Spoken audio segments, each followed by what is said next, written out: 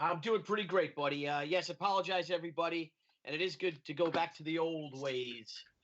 We've got a real big setup here. We got so much stuff going on with OBS and multi-streaming and adding effects and everything like that, and it kind of gets a little lost along the way. But anyway, it's water under the bridge. It's episode 12. Booyah! So anyway, good evening, crowdfunding crusaders the world over, and welcome to episode 12 of our new show. We only have about 45 minutes to an hour, so let's get right to it. All right. So tonight's guest is a multi-award winner whose wide range of experience in advertising, production, consulting, editorial, screenwriting, content development and production, media presentation, and video game development have made him one of the most influential and in-demand creators today. He is the co-founder of Event Comics, Black Bull Media, Marvel Knights, and most recently his multimedia entertainment studio, Paper Films, where he currently partners with Amanda Connor and Justin Gray. Together, they have created and co-created Monolith, 21 Down, The Resistance, and The Twilight Experiment for DC Comics, as well as The New West, The Pro, Gatecrasher, Beautiful Killer, Ash, Cloudburst, Trigger 6, Splatterman, Thrill Seeker, Trailblazer, Ballerina, and of course the television and comic series Painkiller Jane. His other comics work includes Power Girl and Jonah Hex, of which I had the honor of drawing an issue for DC Comics, The Last Resort for IDW, Back to Brooklyn for Image Comics, Spartacus for Devil's Due, and Time Bomb, which is awesome, for Radical Comics. He also wrote All-Star Weapons, Western, sorry, my dog just came up, All-Star Western for DC Comics, The New 52, as well as Harley Quinn and Harley's Little Black Book, which I also had the honor of working on too. Thank you. He also successfully brought Harley Quinn into the rebirth era, and that's an understatement if there ever was one. But the reason why he has so kindly agreed to join us tonight is his amazing crowdfunding comics resume, as he has thus far launched 10 successful Kickstarter campaigns, amassing an astonishing total of almost $350,000. So without further ado, I'd like to welcome one of the most talented and generous advice givers you'll ever meet, the godfather of crowdfunding comics, and one of my favorite people in the entire world, Mr. Jimmy Palmiotti. Welcome, Jimmy! Hey, you left out that I'm a skipper. And the skipper of a sloop. I can skipper a boat. Hang on. I don't want my dog. My dog hurt a foot and she walked all the way upstairs. You see what I'm doing? Hey, hey, Jimmy! What's going on? You know what? Billy, just put the dog on. Sorry, no, there she is. She looks like she's got a fractured foot or sprained her foot or something, and she walked all the way up 3 stories. Go to bed. That's Una. Go to bed, Una. And I'll let everybody see Una. Hey, Billy, I put this American flag back here for you. Thank you, and that's one of my favorite things in your house. So, by my buddy Dave. It's awesome. If you look close, the stripes are all comic panels. Incredible. Oh, that's awesome. I love that piece of work. And they're all female characters in the DC and Marvel universe. Oh, very cool. Awesome. Sorry, Jimmy. So, Jimmy, let's get to it. You recently tweeted that as a freelancer, you wait till a company calls you to pitch an idea, or you pitch them, and watch it sink or swim or be totally changed. As someone who does Kickstarters, you go make the book, you go make the book your way, and hopefully crowdsource the funds to make it. Number 11 is coming up for you on Friday. Can you tell the world just what number 11 is? So a little history with number 11. So I've been publishing Painkiller Jane. You know, I started out with Joe Quesada and I created Jane in 1994, before you were born, Billy. And so it's been like between Event Comics, and then at one point it was published by Marvel, and then one point it was published by Dynamite. And in the meantime, I've been working on we worked on a TV show, on a TV movie. And now the feature in development, we're out to directors right now. But I wanted to do a new Painkiller Jane book. So I figured, well, let me see if I can, if there's enough interest in a Kickstarter to do it, you know? So I've been actually, but what I've been doing with these 10 Kickstarters is I kind of roll the money over to the next Kickstarter. So I get the next book started. I pay all my guys. and then whatever money's left over, I put into this pool and then work on the next book and get it started and hope it gets funded. I mean, I've done 10. They've all been funded, but it still doesn't make me less nervous the first day I'm doing it to see how it's going. That never goes away. You guys understand that. It's like watching a race. Yeah. It kind of takes over your brain. Like every day you're like, oh, look, that one canceled, and what's up with that guy? And nobody bought this thing yet, you know? Yeah, actually, Debbie and I were doing it, and she's like, we had 2 people cancel. And I'm like, why? And the thing is that once you hit, say you want your minimum goal, and your friends will come in and help you get that goal, and then you're like, hey, we're now at 20,000. And then all of a sudden people start dropping out, like, oh, he already got his goal. And I got to call my friends and say, dude, that's not what it's about. The whole point is, that's our minimum.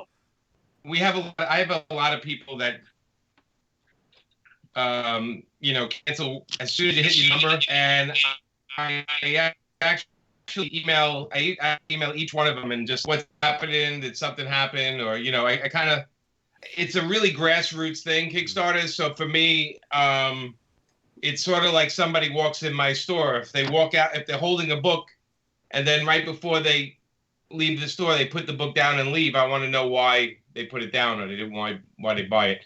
So it's the same thing. But I started doing this. When I did my first one, I got a lot of crap from a lot of professionals.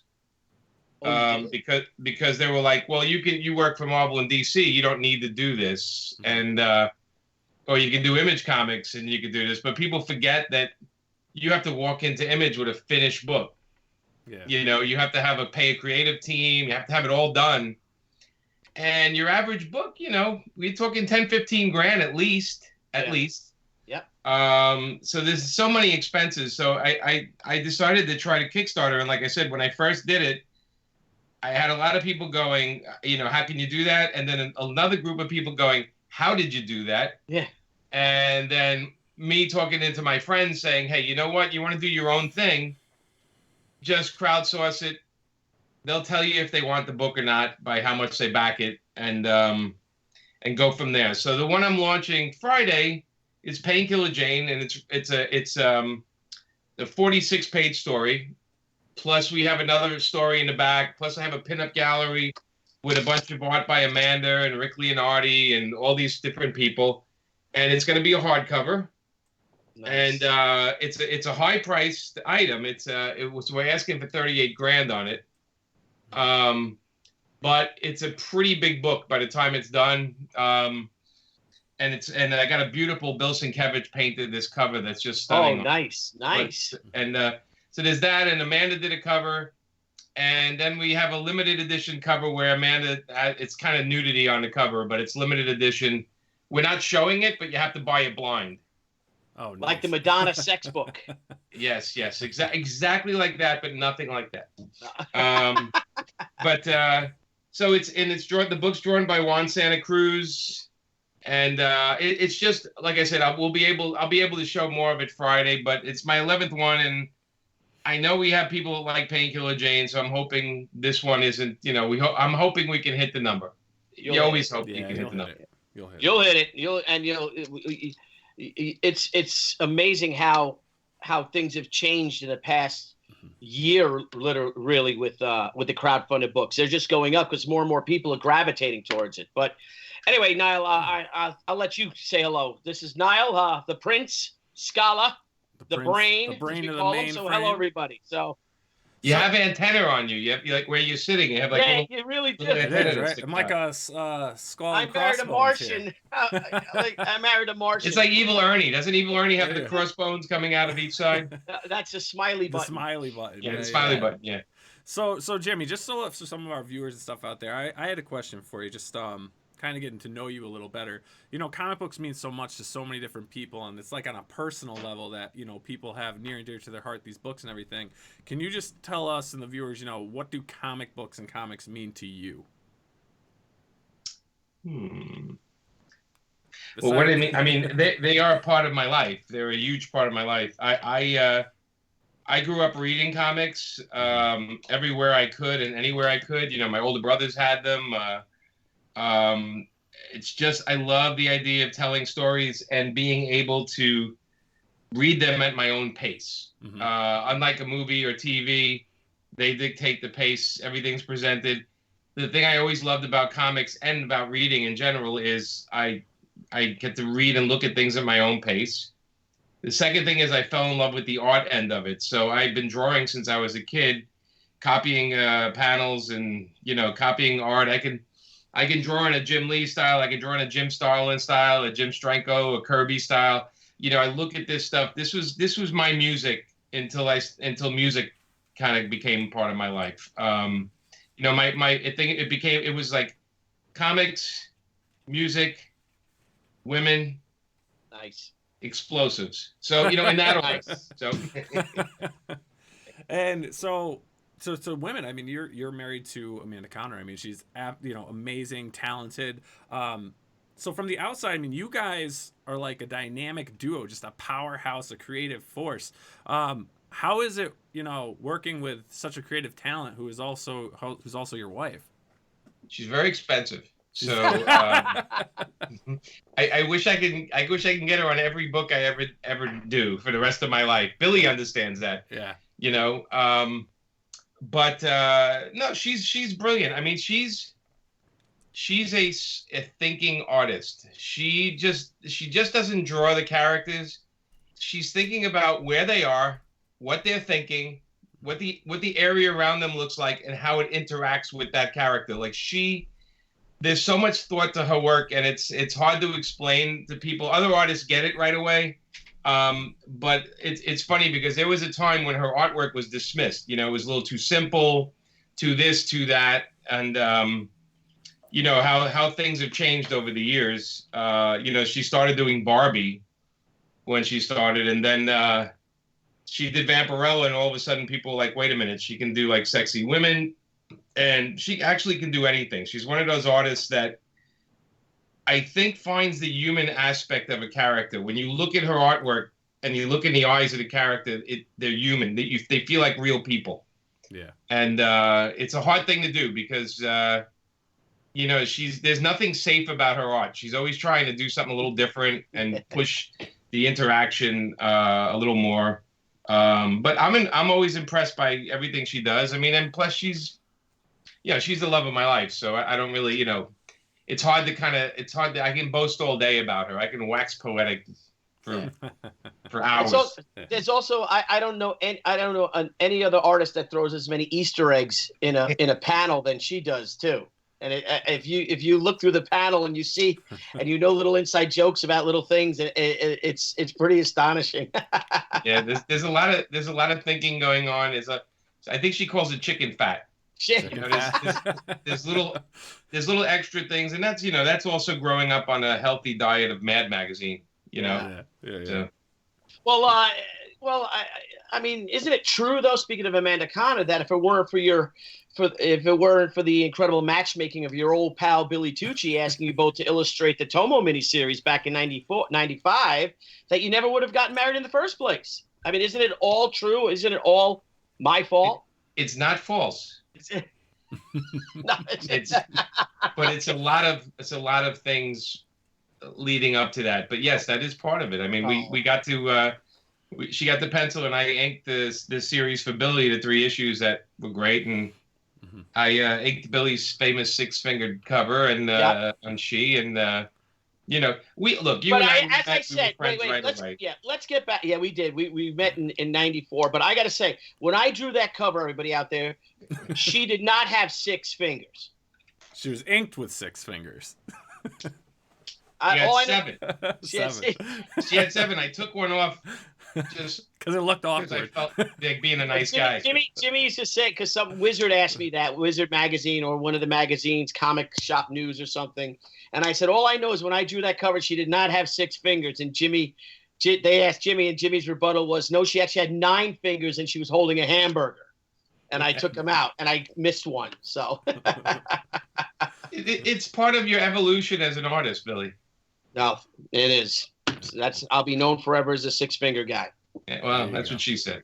Yeah. Yeah. Oh, Well, let's get. All right. I Let's do that story about tacos, but anywho, yeah, let's get Painkiller Jane.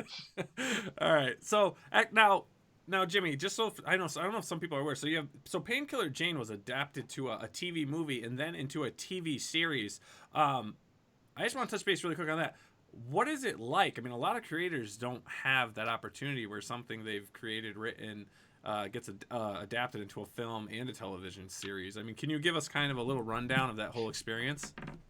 It's exciting and heartbreaking all at once. So it was originally bought by Sci-Fi and made into a 2-hour movie. And like every kind of comic property they were buying at the time, it was good enough for them to purchase. Then they made a 2-hour movie and they made it a military soldier with some crazy thing. And, actually it was a lot of fun. I actually got to hang out with Tate Donovan, who was really nice on the set. And, it was fun to visit the set. It was exciting. And then it got picked up as a series with Kristanna Loken and a whole bunch of people. That was great. And then Sci-Fi took that and said, well, we see it as a sci-fi, science fiction kind of thing. And, it was sort of like CSI with a girl that couldn't die. And again, 22 one-hour episodes. I got to write one of the episodes, the 13th one called The League. And that was a lot of fun. So there was a lot of fun things. It was exciting. At the same time, it was heartbreaking because none of it felt like the character. I always felt like it's another person's version. It's another person's version. And why don't they like the name? And I'm guessing, all right, I think they're buying it for the name. And again, this was, we're talking 2004 for the movie, and I think 2006 for the show.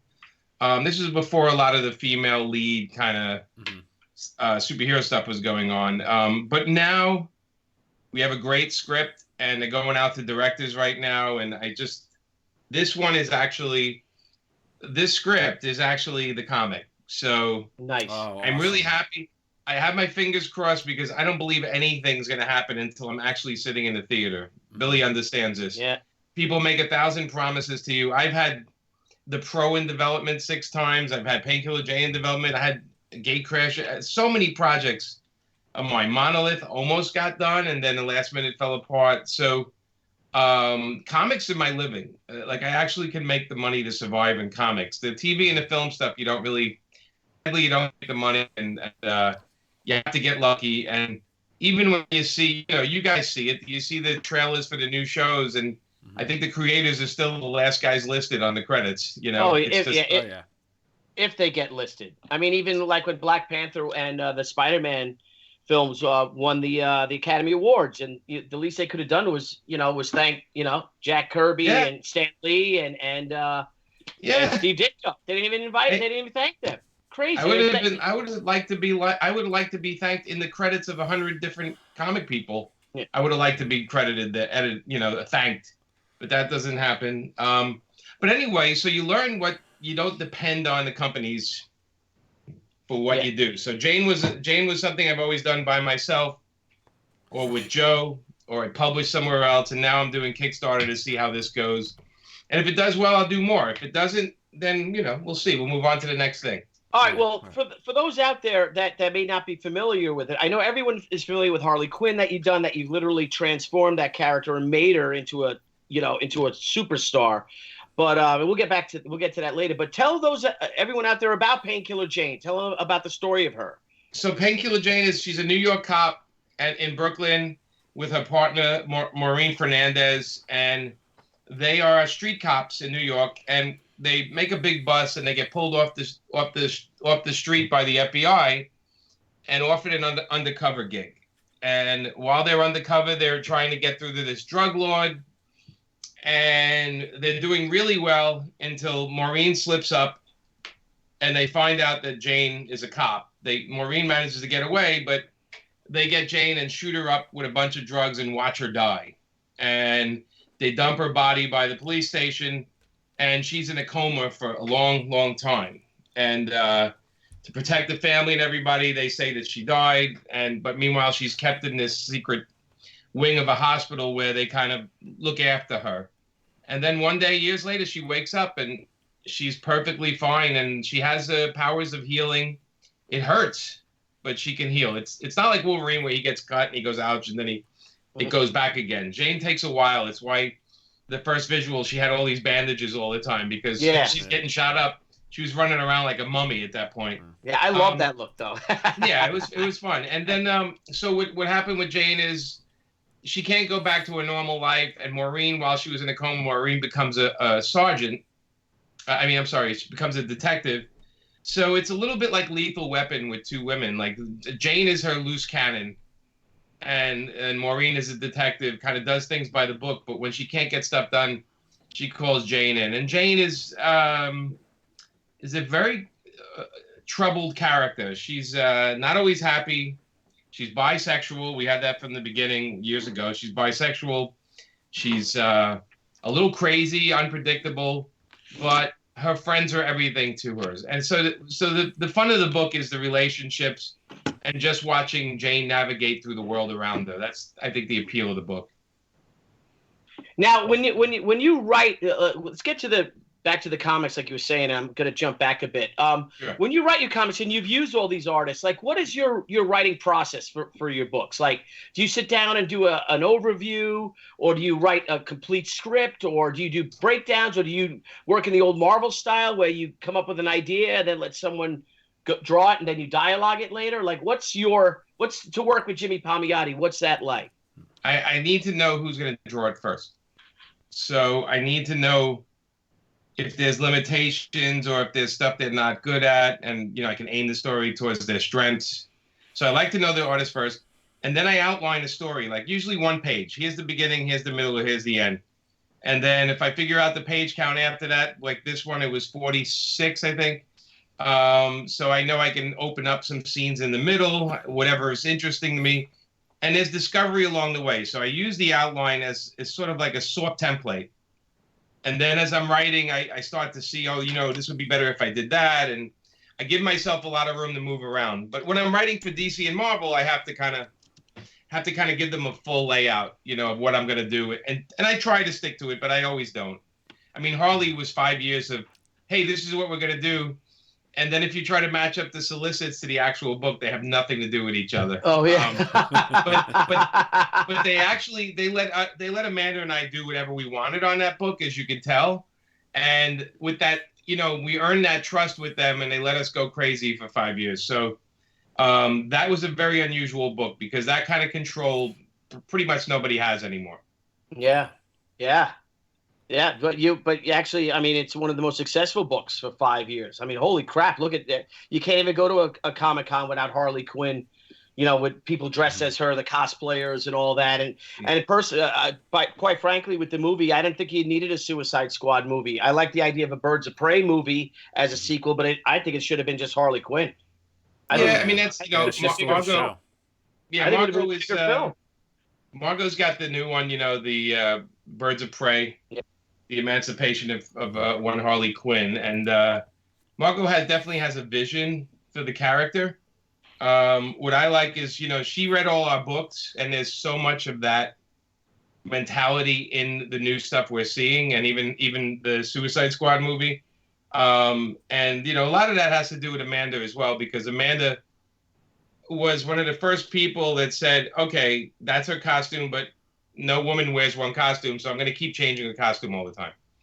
And, I think the good part was that when we got on the book, nobody cared about Harley Quinn so much. Yeah. And with that came a lot of freedom. But then, a year in, all of a sudden, it's a monster. Yeah.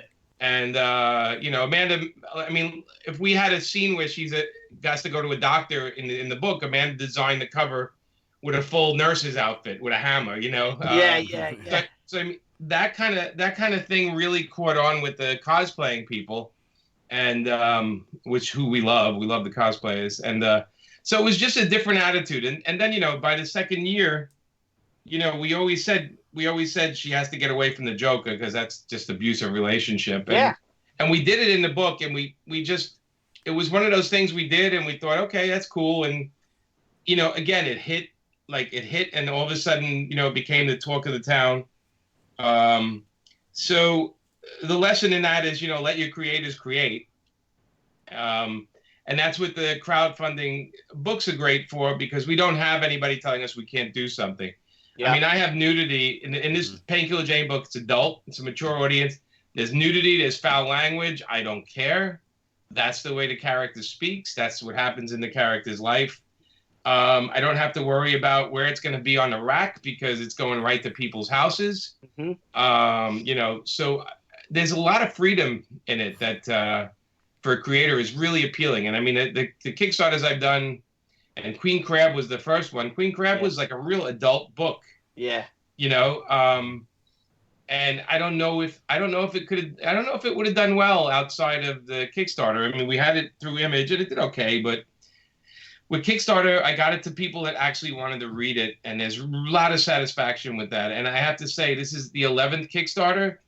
And you know this as you do it. I have probably 65 to 70% of the same people that started with me from the first book still with me. Oh wow! And that's also a testament that you actually delivered the product. I mean, I've pledged to Kickstarters about 4 years ago, and I still haven't gotten anything from it. And of course the updates disappear. You haven't heard anything. You know what I mean? I mean, Nile, you too, the same thing. Oh yeah, right. And I have one that's on 2 years. I won't name it, but it's 2 years now. I still haven't seen anything. But hey, I have one that's like 5 years old. Ooh. And then I have another one that they told me I got the book and I never got it. And, you know, and I think, Billy, we talked about this. It's like, you know, these are your customers. So I have that old fashioned thinking. If the customer is always right, customer needs to be happy. There's a problem with the book, I send a new one. If they didn't get their book, I talk to them.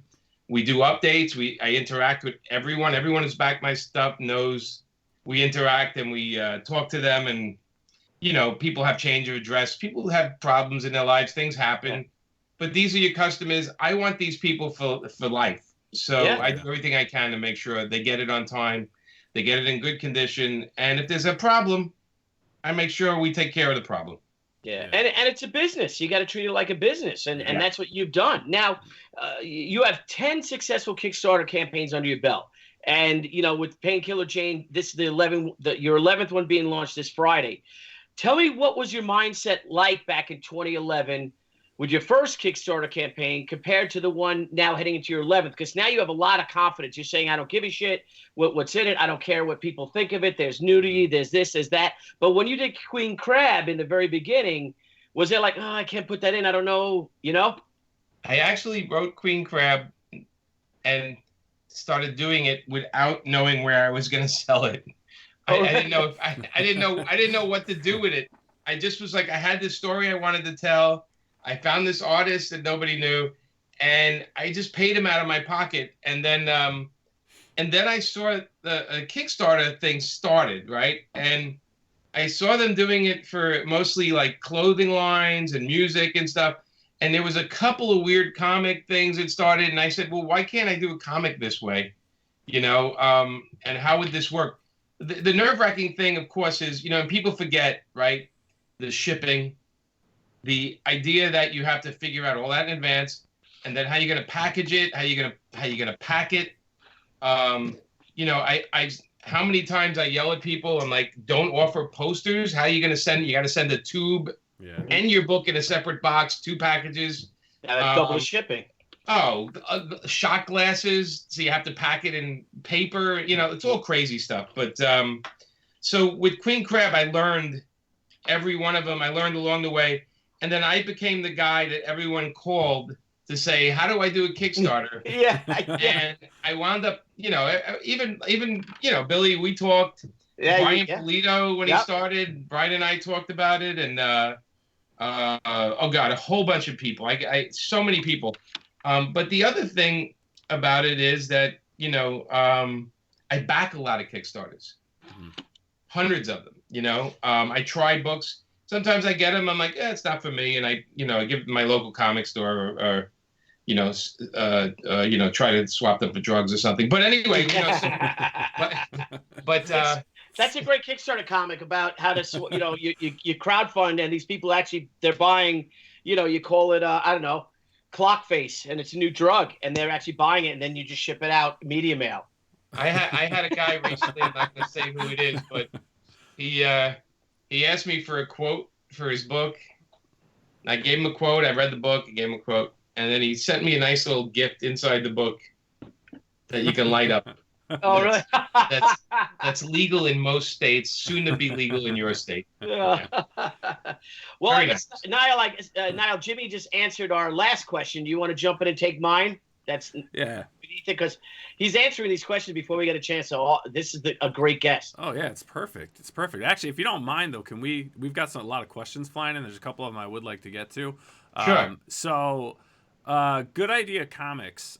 Jimmy, do you like writing or drawing more? When you do both on the same book, do you write full script or more of an outline because you are also drawing it? I don't draw my own comics for my writing. So if I'm drawing something, it's from somebody else's writing, because I wouldn't know what to do. I'd probably write myself into the guys in the snow, in a blizzard. I would do everything I can to shortchange it. So I don't write for myself. But that said, when I write for other people, I write full script, because I like to see the dialogue in the script, because I need the artist to do the acting on the face to match the dialogue. Mm-hmm. So Marvel method doesn't work for me. Although it gives the artist more freedom, you have to kind of wedge in your moments, your dramatic moments. And when somebody's but this, you can't have the dialogue say, "I really miss you, Betty." Yeah. But you notice it's in comics sometimes, because they have to kind of squeeze it in. I like to. It's sort of like I want to give the actors, because I look at the characters as actors, and I want to give the actors a dialogue so they know how to act the scene, so they know how to do the scene. So I'm probably, well, Billy, you work from my script. Everything's there. I love it, and because it also makes the book go a lot faster too. You know what I mean? It makes you draw a page better, and it's such a luxury as someone who writes, their books as well, to have a full script, and here's panels 1 through 6, and in panel 1, medium shot. It's your idea, and then when we had this conversation, I'm like, "Oh, Jimmy, what if I combine these two panels? What do you think of that?" And you're like, "Oh yeah, that works." Yeah. It's a nice way of working, because you do get that guideline, like you said, to actually shoot the damn script, the director, and it makes the book go a lot faster, and it makes it more cohesive, creating process. Right. There's one thing I remember. Jeff Vaughn, our friend Jeff, had a writer, had an artist do something, and he was looking through the book, and he's like, "Which one of these 4 panels is panel 6?" Because the artist just went off and just did his own thing. So it's a team, and in comics it's a service industry, and it's a job, it's a business, and you gotta work with your teammates. And take I mean, sometimes look, even when you write that detailed, I still get guys that just all of a sudden they just missed something completely, and I get it. I mean, in order to make money in this business, you have to hustle out pages. Yeah. We don't get paid very well. So, it's funny, because I don't know about you, but I think I saw another crowd GoFundMe thing for Bill Mantlo, I guess, and today, and then Arthur Adams' wife, all these people with these GoFundMes for their health insurance and everything, and you start to realize that not only comic people don't make much money, but the companies that make millions of dollars off their ideas and their comic work, they don't really take care of the people. So it's a really tough business. And again, this is where crowdfunding is important, because you actually are backing the creator you like. And I back hundreds of them, and they're people that I love, or I love their artwork, and I'm so happy to back their projects, because I feel like I'm giving them money directly. And they're happy too, right? I mean, like you said, it's amazing. I mean, look at you, Jimmy. Somebody pulls back, say someone pledges, and then they pull their pledge back, and you'll contact them, and that's great advice for you guys out there. Is everything okay? Is there something that I didn't make clear enough, or is there something you didn't like this, or how can I fix this, or just always be nice. Always be nice. You don't know what they're going through. You know. Yeah. You want to see my saying? I'm gonna hang on a second. You'll see if you can read it. Oh, can you read it? Slow the fuck down. You see what it is? It's hard to see. It's a turtle with a snail on its back. Oh, there you go. I thought it was a potato Yeah, in a sweater. Yeah, it looks great. But you just have you got to be human about it. Some people have hard times. Things happen. Mm-hmm. You roll with the punches. You say, I hope things get better for you when you get back on your feet. And if you want, directly contact me. I'll see if I still have copies of the book, and we'll take care of you. So stuff like that. It's really important to do that. All right. Absolutely. So Jimmy, we'll get back on track here now. So when you decide to start another Kickstarter campaign, how do you go about creating like your creative team? Like do you have a process of from your start of your idea and then who you want involved? You say I definitely match the artist to the story. With Painkiller Jane, Juan Santa Cruz has done like 6 or 8 Jane books before, so I knew I wanted him on it. And then I got Dan Kemp coloring this one because Paul Mounts is very busy. And but you use people and you can depend on. And eventually you build up a team of people you depend on. And once you have that, you kind of keep going back to them. So I use a lot of the same people over and over because they're extremely loyal and dependable to me, or they're cheap. I don't know. Nobody's cheap, actually. Nobody's cheap. Calling a favor to your friends, shame your friends into helping you. No, I shame my friends into pinups and things like that, but I don't really. I honestly pay. Whatever we talk about, what they want, and I say, here's what I can pay up front, and then when the Kickstarter's done, if we make some profit, you get a slice of that. If we get profit, some of the stuff. Look, I mean, I did Killing Time in America was my last one. When we were all said and done, and I have to admit this is my thing, I wanted the hardcover to be the best hardcover you can get, and interior pages, and the paper, and the spot varnish. By the time I was done, I broke even with the book. Everyone got paid, but I didn't get paid a dime. No. People don't realize, I mean, Jimmy, when you're promoting the book, that's like a full-time job. And if you're writing a comic strip, that's a full-time job. Yeah. And then, I mean, every aspect of it is like you're wearing so many hats. I mean, look, you got your skipper hat on. Tomorrow you'll be wearing another. See, look at that. Boom. Yeah. Just like that. See, he's already got it. He's got it. I wear many hats. Florida man. There you go. Florida man. There you go.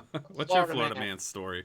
Yeah, Jimmy, do you have a Florida man story? Like weird things happening in Florida? Yeah. Just a Florida man story, yeah. Well, Billy, you know where I live, right? Yeah, my bar, one of my local bars, not the one I take you to all the time, Billy. The better bar, not the one. The other bar. To. The other bar across the street had an alligator walk through the bar. But the fun thing was, I was out of town. I think Amanda and I were in California, and we saw it on the news, and it said, blah blah blah, in this town, an alligator walked, and I'm like, yep, that's my hometown right there. My boy. You know what it is with Florida? Like, okay, people pick on it, right? But this time of year, we have 1 billion New Yorkers coming down here. Oh, yeah. There's exactly. New Yorkers, there's Canadians, there's Germans. You can tell the Germans and Canadians because those are the only ones swimming right now. Yeah. Yeah, even the New Yorkers won't go swimming now. But people pick on Florida, and I like to tell everybody that Florida is full. Yeah. So it's okay if you don't want to come down here because I think it's full right now. Yeah. It's full. Yeah. So Jimmy, now you have 10 Kickstarters under your belt, and it's all been with Kickstarter. And this is going to coincide with a couple questions in the feed that some guys are wondering. They have their loyalties. Like you have your Marvel guys, your DC guys, you have your Kickstarter guys, you have your Indiegogo guys. What made you go with? What made you stay with Kickstarter? And would you ever consider Indiegogo? I would consider Indiegogo. It's a different kind of format, and Indiegogo, Kickstarter, you have to hit that goal. Indiegogo, you can kind of, end it when you got to end it, and it's more of an open store. Mm-hmm. I like Kickstarter because it's finite for me. So I can set the print run for the book, and then I can go to print. There's a lot of finite things. It was the first thing I did And the Kickstarter people have been great to me. Like I've done panels for them at cons, and they even made my book a pick once in a while. Not all the time. Like I think every third or fourth book they'll make it a pick, on the main page. Mm-hmm. I think sometimes they look at the content of my book and they're like, we're not going to make that a pick, But they've been really good. But the Indiegogo people have always been talking to me, and I'm all for that format. I think for the right project, Indiegogo might be okay, but I probably need somebody to, like we're talking, I probably need somebody to talk me through it, the differences of it, because I don't have the experience of doing it. The great thing, and maybe you could do it on Indiegogo too, the great thing about my Kickstarter is I can just email everybody that backed every Kickstarter that I ever did and tell them my new Kickstarter is coming on this Friday, and give them a heads up that night or that morning. And that's a pretty amazing and powerful thing, that I'm able to email everybody that did the Killing Time in America campaign, backed it. I can email them on Friday and say, hey, look, my new book's up. Why don't you give it a shot or give it a look? Or if you don't like it, can you just tweet it or put it on Facebook or do something with it and I appreciate that as a thank you, that kind of thing. Yeah. So that's powerful because, I'm more Facebook. I'm only on Twitter. And on Twitter, I have a pretty good following. So we do, Billy, you guys both understand this. Some days you post something and it goes insanely viral. Oh yeah. And then some days, you post something, it goes insanely viral, and then you get a lawyer calling you up. Yeah. The rule with Twitter is if you're okay with it being the headline of a news article, then it's okay to tweet. Otherwise, don't tweet it. Yeah. That's the rule. And then the Mob CS, Jimmy, are you worried Kickstarter might shut down some of your comics with nudity due to pressure from the Me Too crowd? No. Okay. No, I'll say why. Because the Me Too crowd, we're talking about. I try to, nudity is. Saying Me Too crowd and then saying nudity, it's like two completely different things for me, because nudity in itself is art, right? So I don't really look at nudity as anything. I don't have rape and all that kind of stuff in my books. I don't really go near that stuff. So when there's nudity, it's usually just artistic and part of the story. Even the sexuality is part of the character's life. And it's funny because at one point I wrote Uncle Sam and the Freedom Fighters with Justin, and somebody said to me, "Is that your politics?" Uncle Sam says, or what the other guy said, and I said, "Oh my God, that's the character. That's the character politics." Yeah, I'm like, I'm writing a character. I'm not writing me. I'm not Uncle Sam in that book. Yeah. So as far as the nudity and stuff, and the language, I just stay true to the story. I'm respectful to issues, but I also understand when something's funny and something's silly. And look, I'd hate to be a comedian right now, right? Because you can't make a joke without somebody getting offended. Yeah. I think if somebody's offended by something I wrote, I have no problem with them asking me what I was thinking or telling me, hey, you know what, I found that offensive, and I can ask, and then I have the opportunity to go, why did you? I'd like to know. So, so I'm not afraid of that. I think as a writer, you just have to write the story you want to tell, and hopefully you're not an asshole while doing it. Yeah.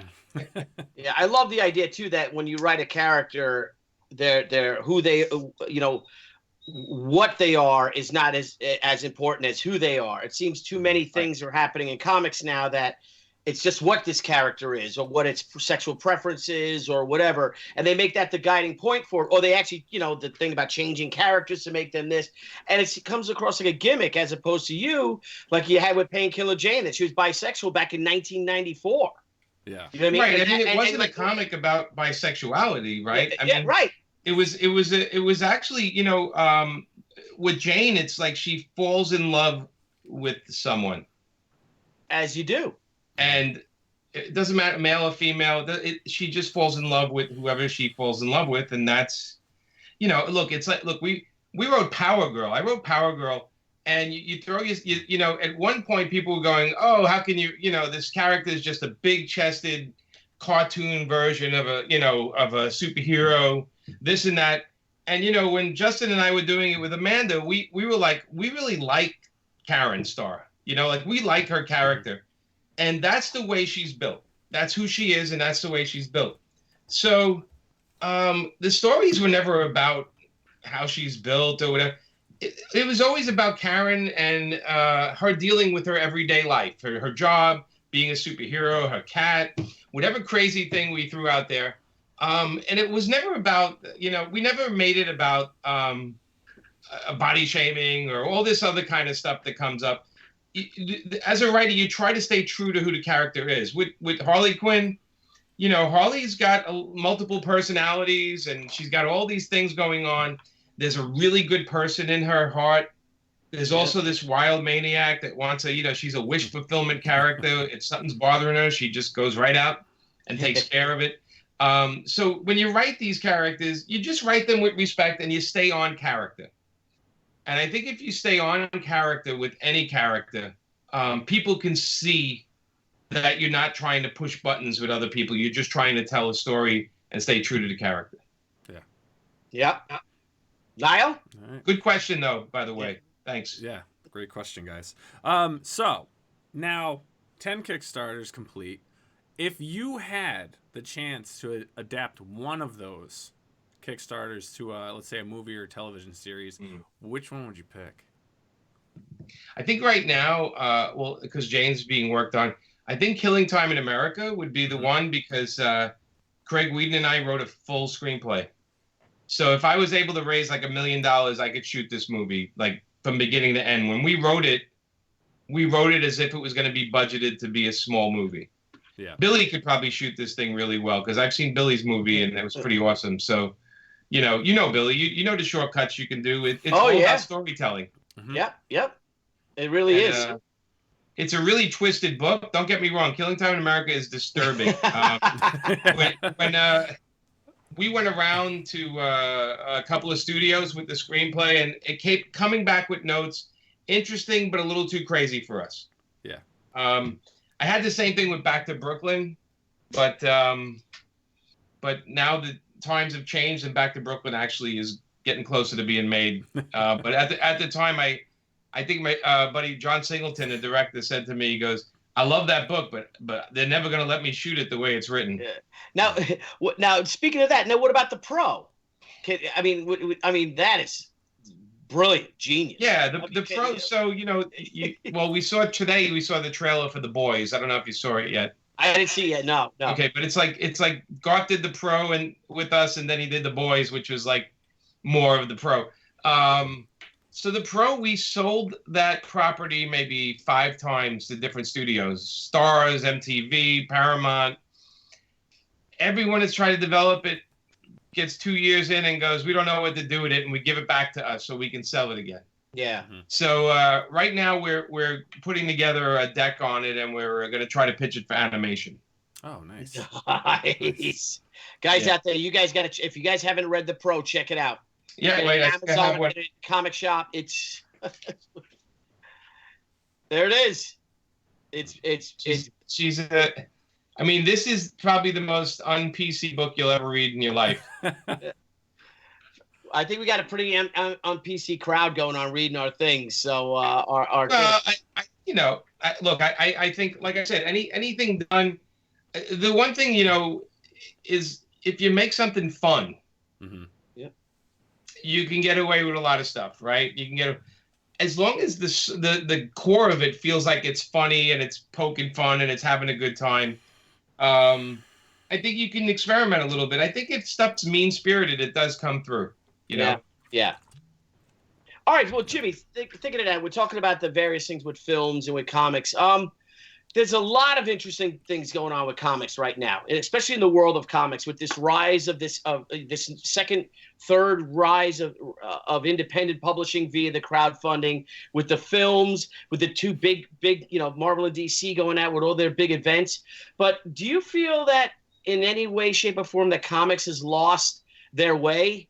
And if so, where do you feel the focus needs to return to? Because I kind of feel that it's kind of like these events, you've got pages of books and of a 20-page comic, 16 of them sitting around talking. Mm-hmm. Yeah, I mean, look, I'll use the argument. Every Tarantino film has a 20-minute scene with people talking, and it's wonderful. So if you're gonna write people sitting around, make sure it's really interesting. Yeah. I love talking comics as long as they're interesting. No. But I think what has happened with all the alternate covers, all the giant crossovers, we keep alienating people. The price is a little alienating. Yeah. We're competing with Netflix and Amazon Prime, and we're competing with everything. And the real hard thing is, for me, the disappointing thing is that the big companies aren't even making their stars push comics. Like, we talked about this, how hard would it be to see the actors hold the comic of that they did and say, hey, read comics, it's cool. I'm sorry, but like the guy who played Doctor Strange, he did it like 2 people. Yeah. And it's like these guys don't even go out there and say support comics when they're making millions of dollars. And then it's tough when you go to a convention and you see this star that's a multimillionaire selling autographs for $150, and you and I are sitting there trying to sell a book for $15. Yeah. And they're haggling with us. Yeah. Yeah. So how it's lost its way is, I just think the things that are adapted from comics are much bigger audiences, and it's good because, in a way, so everyone knows who Iron Man is. Maybe we should do some more Iron Man comics. I have a theory that's not popular. I just think at this point we need the monthly comics don't make sense to me. I think every book should be a hardcover. It comes out 4 times a year of each character. So it's complete stories, meaning you pick up the book, there's a beginning, middle, and end. I love the done-in-one thing. I did Justin and I did 4 or 5 years of Jonah Hex where they're all done-in-one stories. Granted, they didn't sell. but it was a Western. But I just think we need to kind of stay connected to what younger people are doing and experiment a little bit. I'll show you. I gotta show you my monthly haul. Hang out 1 second. All right. I'll give you an example. I wonder if that's almost like the European model too. Yeah. Yeah, it is like the European model. These I picked up from my local store. And what I do, I'm just going to keep doing this, is I buy every #1 that comes out. Crazy person stuff, right? Yeah. Every single #1 that comes out. And I read them and I give them a shot. And then I do my pull list by the 3 or 4 books I want to keep reading. Mm-hmm. And it's amazing how many of these, without pointing, I'm just keep doing it. This is like the Bob Dylan video from 1962. Reference that nobody's gonna get. I got it. Nile might not. Nile's young. Anyway, so all these things. So I look at them, but I realize how many of these books are so not giving me the full story, or I'm not getting what it's about, or I'm 20 pages in and I'm like, I don't really care what happens next. So I think part of it is, they're tough to approach. I think if somebody goes to a Batman movie or X-Men movie and picks up a comic and they're confused, there's a chance we're going to lose them. Yeah.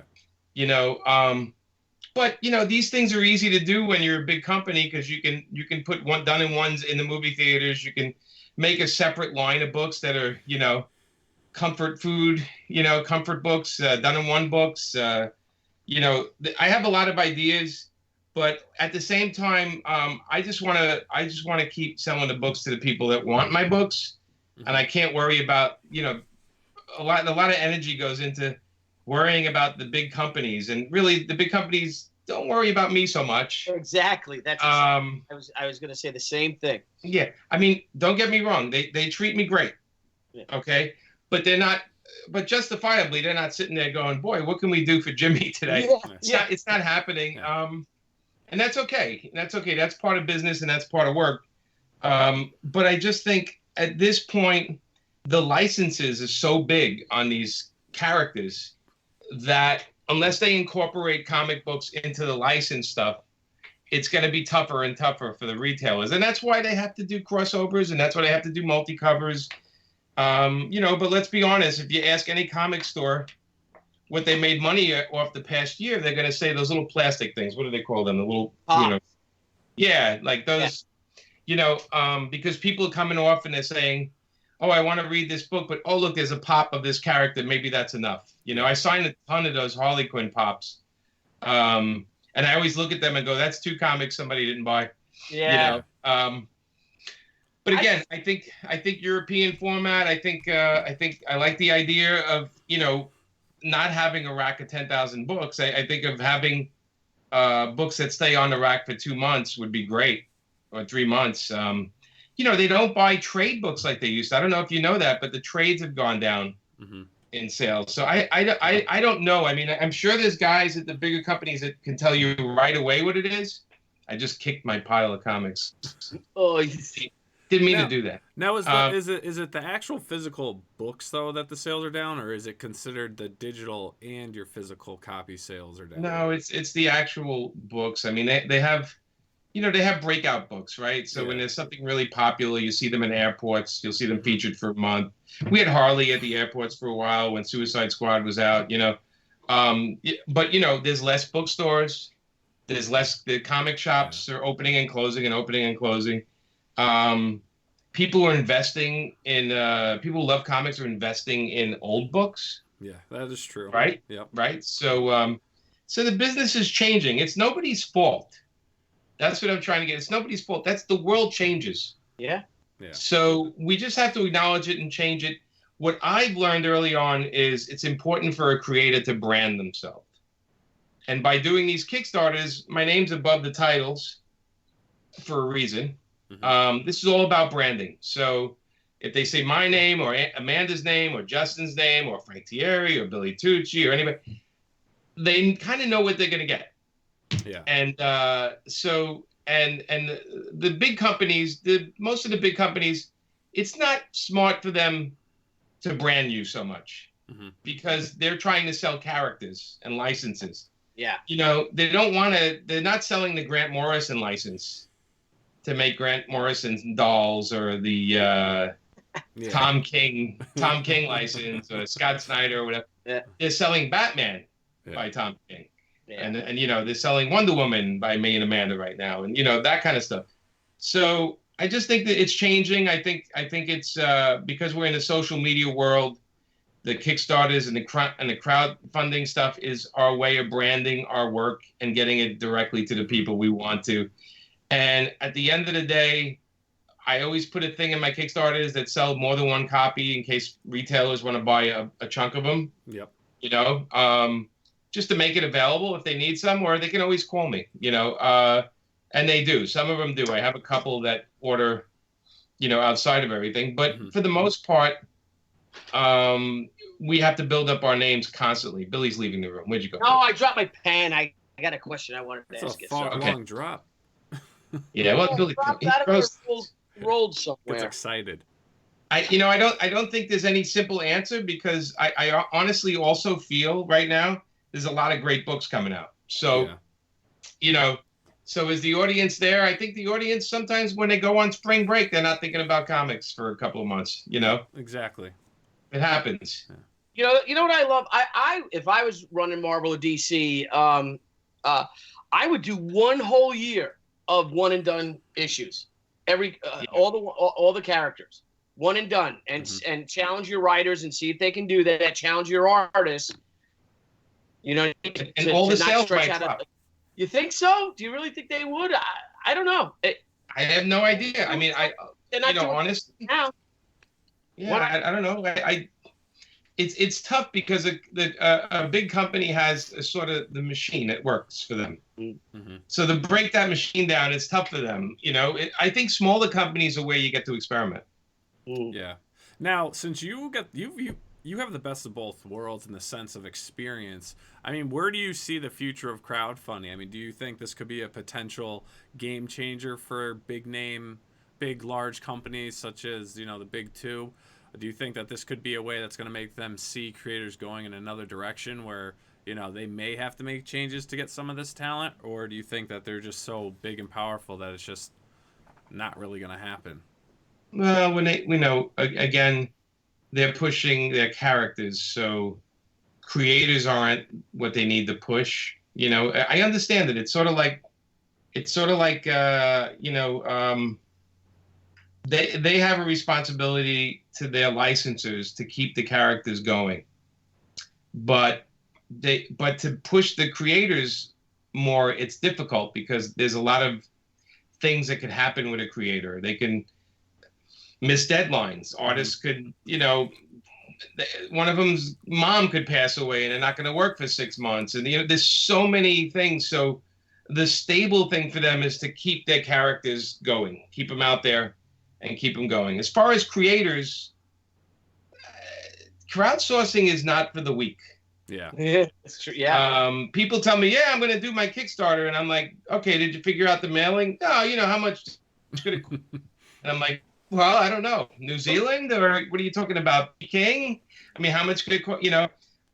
So it's not for the weak. And a lot of people go to me, well, I just give the book to Image, and because I don't want to pack up 1,000 boxes, or I don't want to deal with people, or I don't understand. You put this on your credit card, it goes through PayPal. So what do I get? You know what I mean? Yeah. It's like all this stuff. It's not easy to do. Billy, how intimidating was your first one? Well, it took me since you did yours and you told me I should give it a shot, but how much work. So you're talking, I mean, it's been 8 years that I've wanted to do one. Right.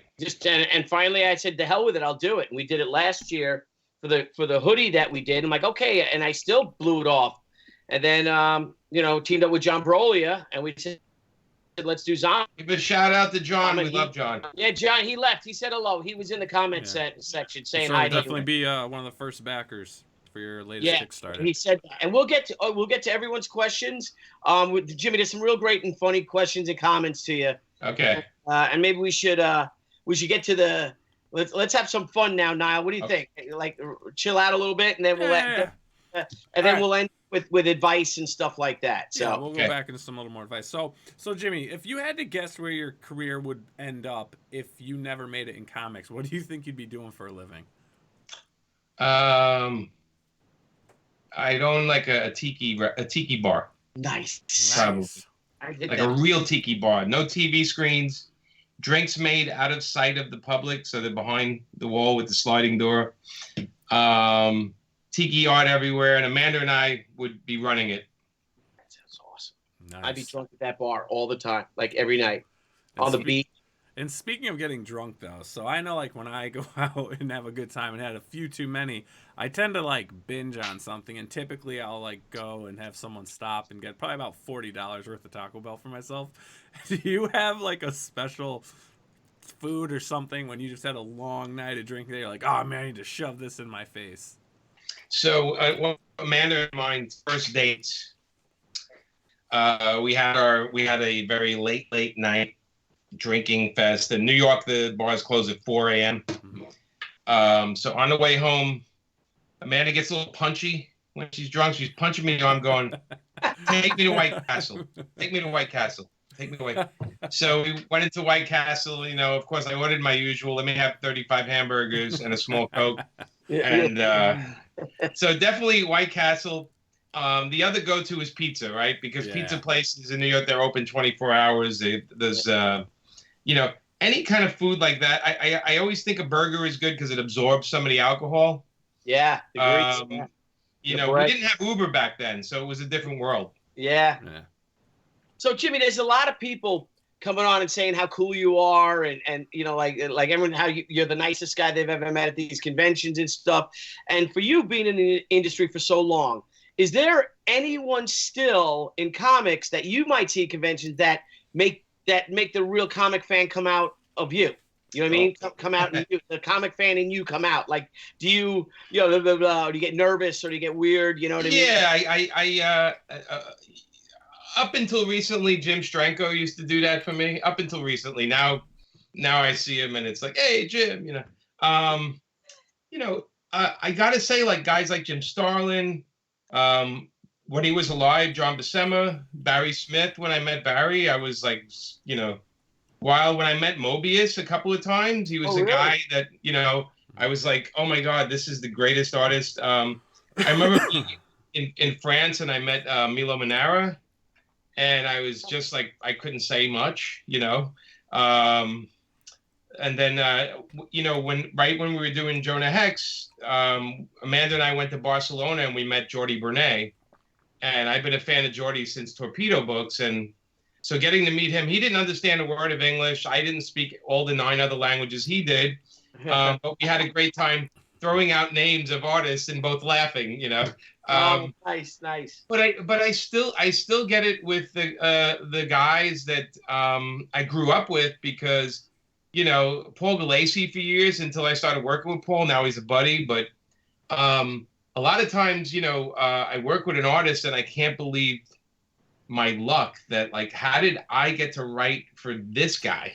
Yeah. Like what happened? What did I do right in my past life that's happening?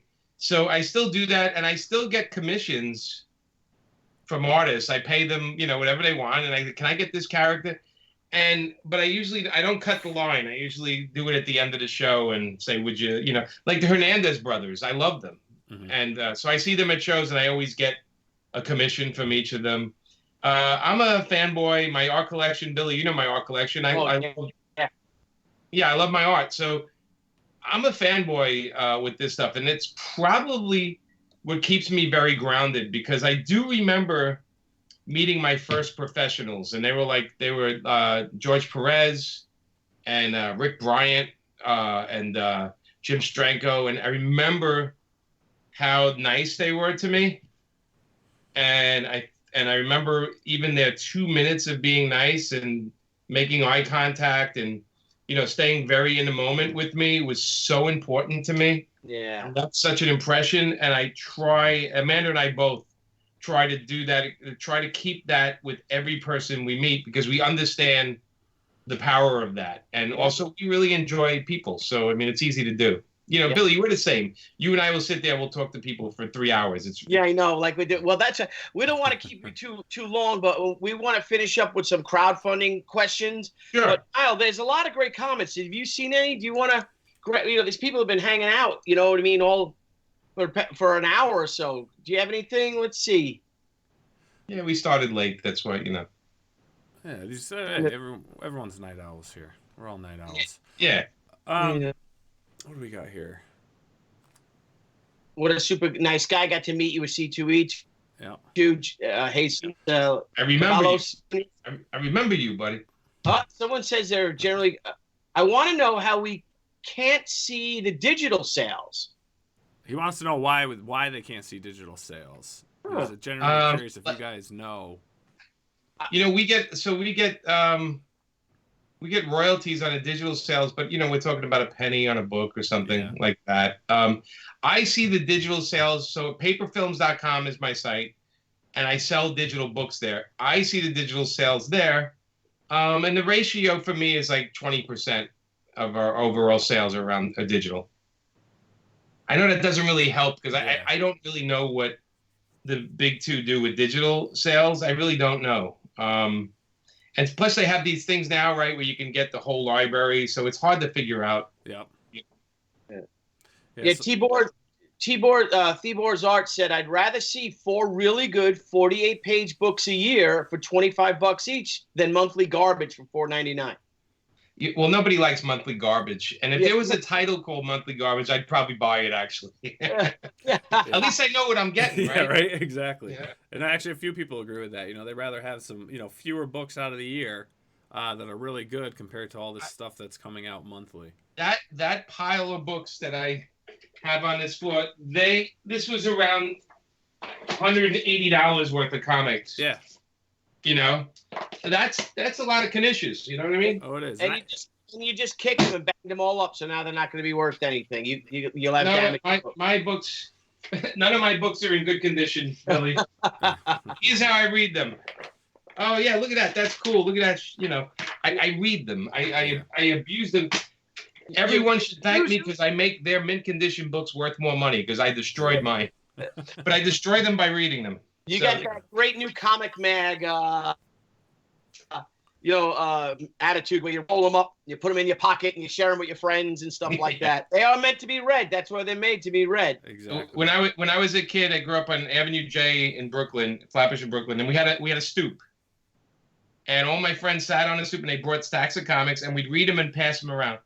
And they were in horrible shape because we'd roll them up and we hit each other with them, or we'd laugh at, or we couldn't believe how hard the Hulk punched the Thing, and then how hard the Thing punched Hulk.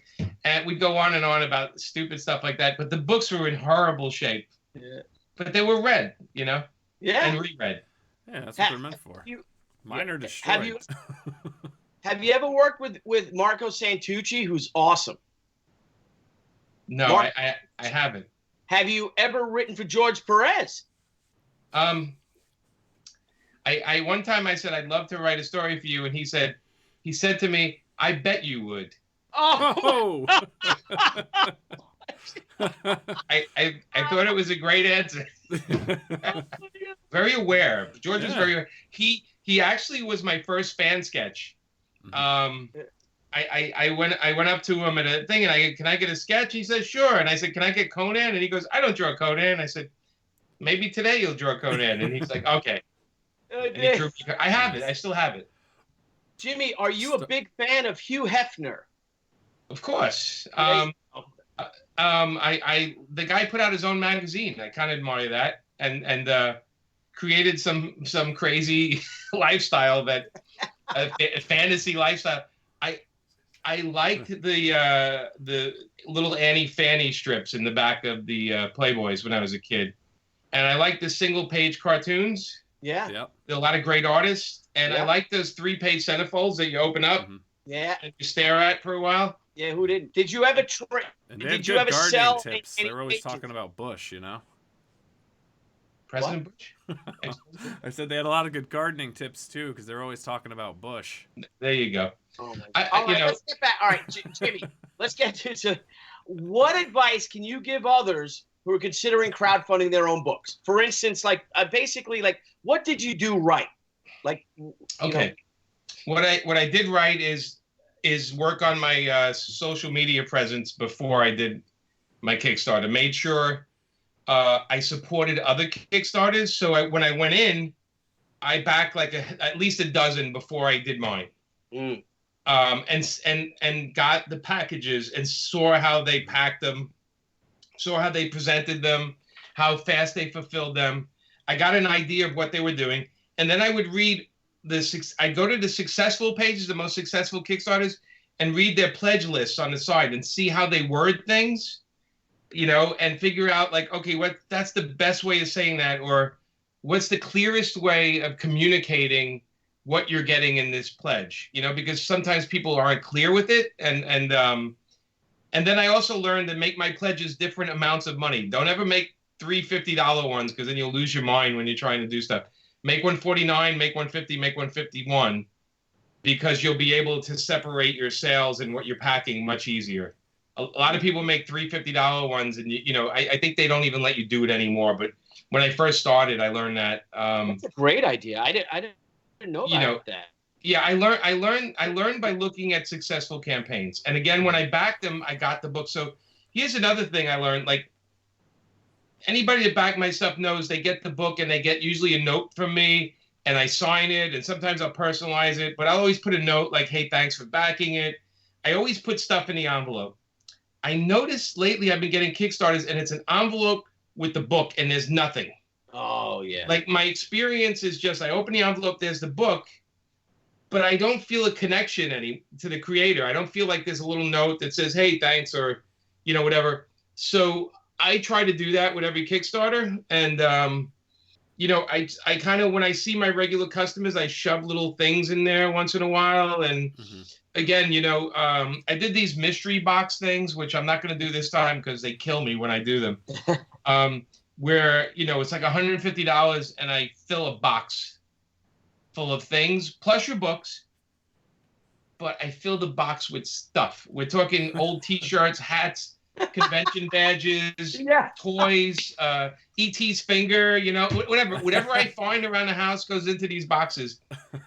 And it's a great way to clear out junk. But as people point out to me, whenever they get those boxes, they line up everything on the floor like a crime scene and take a picture of it. Yeah. Sort of like that scene at the end of The movie The Wall, where he lines up everything in his hotel room. Yeah. They do that, and they point out the value. Somebody pointed out the value of everything, and he says, "Great box. It's worth over $1,000." And I'm like, "Oh my God! Look at that weird. Why is there a set of Hook cards from the movie Hook? Like, why?" Yeah. I remember you sent me when you would return pages to me that you would ink that I would draw. And one time you had 2 giant rubber ears, and the FedEx box was addressed to my mother, though. And it said, "Mrs. Tucci, we have your son. Here's proof. Here's his ears. Please send $50,000 to this address." And I think it was like Nelson's address or something. And it just said, "Signed the robbers." Yeah. And then another time you sent me, I think it was 1 page. We had to get a page done. And like, you need that page. And that was then we were FedExing things. It was before, digital. So the FedEx box comes, it's a big FedEx box. And I open it up, and all of a sudden, thousands of peanuts, those friggin' styrofoam peanuts. You had one page, and you had about 50,000 peanuts, and it went all over to my floor and everything. I think life's too short. You have to keep things interesting. And I do like weird things. Like, I do like stuff. And I like getting packages. I don't know if people's still into that. I love opening a box with something in. I think that's why Amazon's so appealing to people. Like, it's like Christmas. It's like a gift, right? Your doorstep. You come home, it's like, another gift for me that I paid for. I think people, too, when they order from Amazon every day, they forget what they ordered, so it's always a gift. Yeah. I ordered Peter David's The Rocketeer adaptation, the novel. There you go. Because I had one, and it's so funny because Kath, his wife, was like, "We have a few copies," and Peter's like, "No, you can get them on Amazon," and she's like, "No, we have a few copies." Like, "No, do you have any copies left?" She's like, "We do," and they got into an argument over it. It was really funny. I think he just didn't want to give me any of his copies, so I ordered one. Doesn't he live near you? Yeah. Just go break into his house. Yeah, actually, his address is beep. No, I won't tell you. So. All right. Now, what about mistakes, Jimmy? What mistakes have you made, and what would you do differently that now that you can share with us? Because this is, we want to help people avoid mistakes. So what mistakes have you made that you'd never do? Underestimating the cost of my packing materials to get the books in mint condition to people. One of my first ones, I made prints that were a little bigger than my book, so I had to pack it differently. Now all my prints are smaller than the comic, so they just fit right in. I think I told you that, Billy, out of the gate. Small prints. That's a common theme, man. That's a common theme, like shipping supplies and shipping. Yeah, I mean, shipping's expensive, right? But you have to also figure out, well, if you buy bubble wrap, and then if you're using a cardboard box, and so all of a sudden that's like $3 right there. And then your postage is another amount. And then you have to deal with the dirty looks at the post office people when you bring 145 boxes. I'm in a small town, so I just got sandwiches, lunch for everybody in the post office one day. Oh, nice. And told them, look, I'm going to be a pain in the ass for the next couple of weeks with all these boxes. And they're like, it's okay, bring them in. That's our job, but it pays to be nice. Yeah, that's great. But buy them a couple of pies. Bring it in. That's an excellent idea. Get them chocolate bars, but don't tell them it's X-Lax. Now, do you ship things? What class? Do you ship them media mail? Do you ship first class? If there's only a book in it, it's media mail. Okay. Meaning, if you put a T-shirt in there or anything that's not that, they can open it up and they can send it back to you. Okay. Mm-hmm. So if there's pins or buttons, or they won't normally, but if it's Shake It and it makes a rattling noise, they'll open it up, right? Oh. So media mail has to be media. It has to be books only. But media mail is the best way to go. And then I buy these. Let me see. I have one of the packing boxes here. Let me see. And hence another good way to bribe your local post office workers. Bribe your postal workers with lunch. You do that. Okay. So these are, because I had hardcovers, so I buy these in bulk. They're these things, these cardboard things, and they completely wrap around the book and protect it so they don't get destroyed. I'll show you one. I got one open, I think. No, this isn't. Well, that's not. No, that's not it. Wait, that's a human arm. Right there? No, anyway, but I buy stuff in bulk from shipping companies, and I don't go to Staples. I don't go to any of those places. I go online and I buy them, and I buy them in bulk. I'll buy 300 or 600 cardboard boxes that I can make. Yeah. And you wind up saving like 45% when you buy it in bulk online, because there's companies all over online that do anything shipping stuff. So don't go to Staples unless you're stuck. Don't go to these places, and buy in quantity. You're going to use it, so buy it. Yeah. Yeah. And there's plenty of websites. Your house looks like a warehouse at times. Yeah, that's nice. So, and you can't store paper in a garage or something because it goes bad, cardboard and stuff. So you really have to plan for it. I like to have a lot of, when I take the shipping books out, I put them in comic boxes and separate the tiers. And then as I pull them out, I put them into packages. And so, you just learn to organize things. And again, the greatest problem in the world is, oh my God, I sold 1,000 books. Yeah. It's a great problem. It takes weeks. Yeah. Because each one you're putting an address on it, and and I do this thing. I pack it, and I'm like, oh, that's Bob from from Wisconsin. Holy shit! He backed 3 of my other things. Let me see if I got something I could throw in there for him to make him giggle. That's Cool. That's cool. cool. The Politos do that too. They always have like a little smiley face and hey Billy, and they see mine and stuff like. And it's good. It makes you feel good. It makes you really feel a part of their journey. You know what I mean? A part of what they're and it shows how they're like, oh look, Jimmy bought this. You know what I mean? And it's nice, and that's why I love the idea. And a couple of people said about the idea of the notes. That's a great idea. A little thank you note. Even I guess if it's a typed up form letter. You know what I mean? I type up the letter, right? Yeah.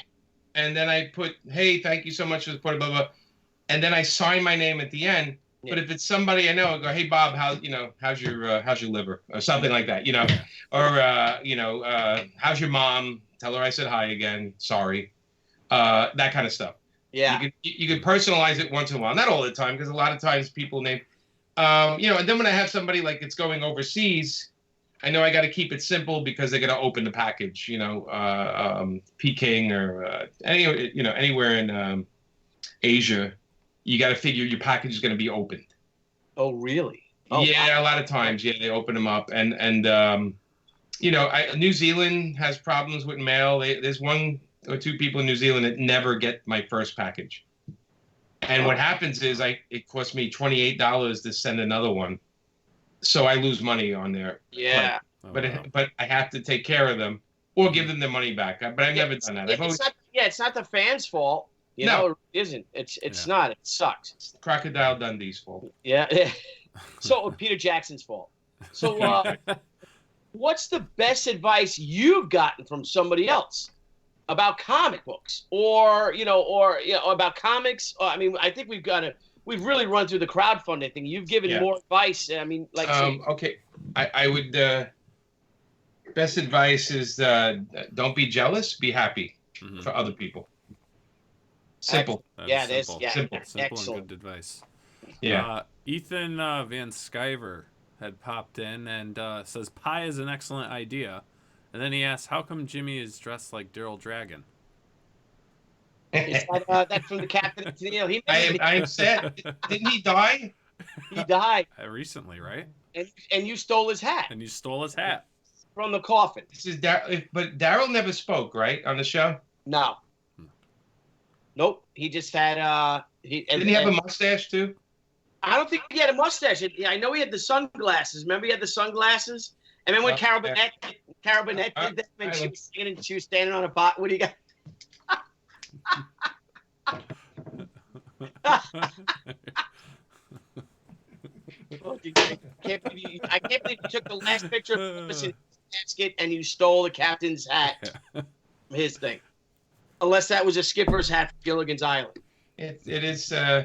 Gilligan's Island is a much loved series, like Mr. Ed.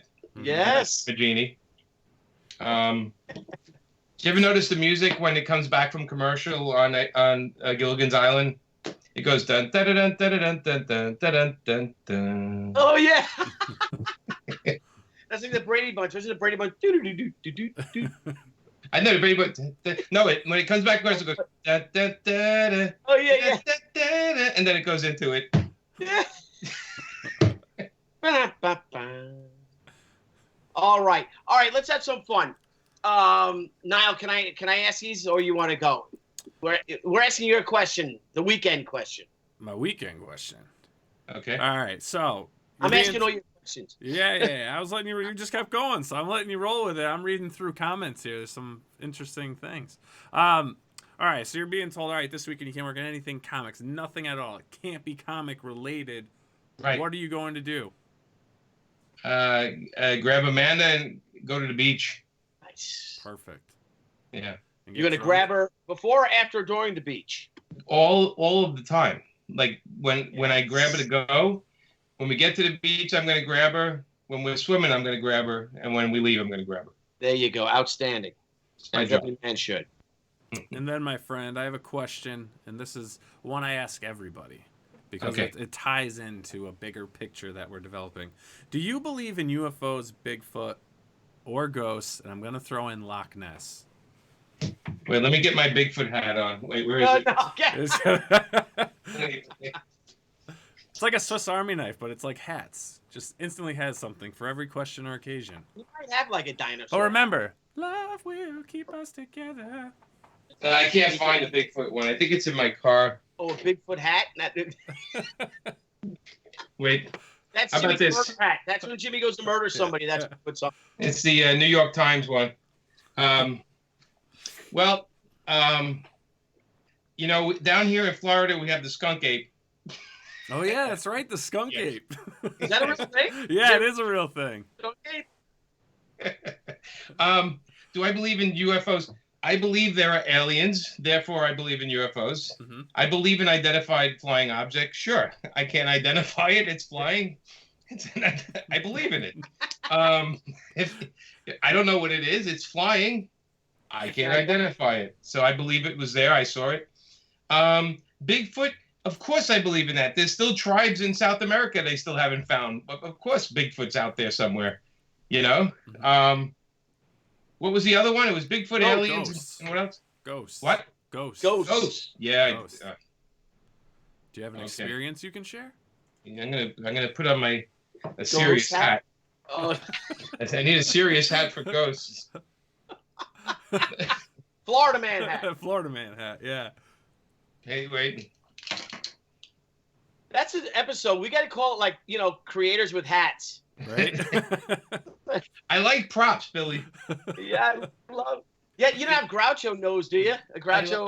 I know, right, with the glasses. Oh no.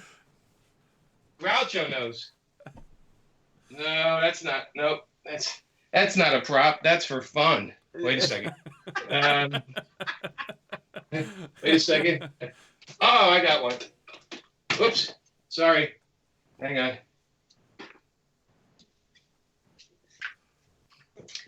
There you go. Well, all righty then. Niall, you got a hat? There What we does go. it say? I can't read it. I have to put my glasses on. Hang on. Oh, let me get. Fuck Christmas. Wait, let me get this way. There you go. There you go. Niall has no hat. This will look good. Oh, Billy, I like have your hat. hats? Thank you. I don't have. What was the question again? I believe in You were ghosts talking about because ghosts, and then I said, Yeah. "Did you have an experience?" the ghost of Christmas Because past, it was like you had a flashback. the ghost of Christmas future. I believe in Christmas past. Have you ever seen a ghost, Jimmy? Yes, I have. Really? Well, yeah. So I was in okay. So I was in a place in Santa Fe, New Mexico, and I was in a this motel, kind of really fancy place. Actually, I'm gonna take this off. It's hot. Santa. You know, this does keep your head warm. I will say that. That's why he lives in North Pole. Yeah. Logistically, yes. So, yeah, and I saw something in I was having problems sleeping because of the altitude, and I was in a hotel room, and a closet door was open in the room, and it was pitch black in the room. But I couldn't sleep. I was sitting up and I couldn't sleep. And I look in the closet and there's nothing in the closet but hangers, you know, because I didn't even put my stuff away. Yeah. And I couldn't sleep and I'm looking. And so, you know, when something's dark in a room, like you look in a completely dark room and then there's something just a little lighter than the dark of the room. Yeah. Right? Yeah. And so I saw. Look, Billy's turning up the lights. They felt like this. Wait. Yeah. Anyway, you can't see. So what I saw was this grayish person against the black, but it wasn't white. It was like a dark gray against jet black. Sort of like I guess. As dark as I am right here. Oh shit! Ooh. Right, sitting. Yeah. Let me block the monitor. Okay, wait. Okay, let me line it up. No, I can't. My head's not big enough. Anyway, but anyway, it was that dark against it, and I'm looking, and I'm like, what is that? And it's just somebody there. And then I turned on a light, and nothing was there. And I thought, and you know, and then I did a little research, and that was like a battleground where it was, you know, and I thought, oh, maybe it was like a ghost of a soldier or something in there, you know. But I had a buddy that anytime he turned on his light in his laundry room, on the floor you could see the shadow of somebody hanging themselves, like a rope. No, really? Yeah. Oh, that's awesome. Like that quick, right? Yeah. And he found out the guy who owned the house hung himself downstairs in the laundry room. So there you go. I love that stuff, you know, because I think there are things that are unexplained, and I kind of like that. And as a writer, you have to kind of have to keep an open mind with that stuff, you know. Yeah. I don't believe in telling people that's not true, and it's hard for me to take a complete thing that's saying you're completely wrong, because everyone's experience is different, right? Yeah. So, did you ever see a ghost, Billy? in my house, yeah, all the time. Yeah. Yeah, my house is haunted for sure. How about you? We're gonna have a whole show on that. We're gonna bring Debbie on it. Debbie never told you the story when you guys were over. Oh, that's good. Oh, there's some. Was crazy... it the time I dressed like a ghost? Yeah. And snuck into your room? There's some crazy ones, but we're gonna do a ghost special, or like just a scary one with candles and everything. But somebody said a campfire episode. Campfire ghost story. That's when he's Nile, how about yourself? Oh yeah, and that's why it's then. Me and Billy were just talking one night, and I don't know how it got on. I just started going. I like had a, you know, my mom owned a business and the building was haunted, and I would go there, and when I was 14, 15 years old, I'd make some extra cash, a few bucks here just cleaning up and vacuuming. And one time I put all these toys in a bin, right? And I went downstairs to wait for the floor to dry, and I go upstairs, the toys were thrown everywhere. And that was my first experience. And then like my apartment that I had was haunted, and I was tortured there. And I had so many experiences happen that I started to do like actual ghost hunting, like with the equipment, the thermal imaging cameras and all that. They don't like to be hunted though. Yes, they do. They like the attention. Well, that's what Nile said to me. He was over my house a few months ago, and he said, I just got to ask you something. You ever see a ghost? That's how it started. I was like, that's what I said, yeah.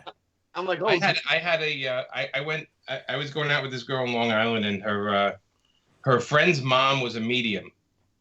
And we went to a house to pick up a friend, and the mom was there, and I met her, very nice. And then she just looks at me and she goes, "Did you have a brother that died at a very young age?" And I'm like, "Yeah, I actually did. He was 5." Oh my God! Oh, And sorry.